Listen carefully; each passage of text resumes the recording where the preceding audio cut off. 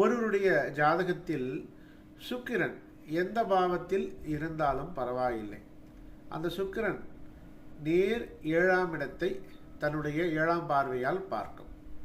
உங்களுடைய லக்னத்திற்கு சுக்கிரன் 7ஆம் பார்வையாக பார்க்கக்கூடிய பாவம் எது என்று பாருங்கள். அந்த பாவ ரீதியாக நன்மைகள் பல உங்களுக்கு ஏற்படும். அந்த பாவம் திரிசூன்யம் மட்டும் ஆகியிருக்கக்கூடாது.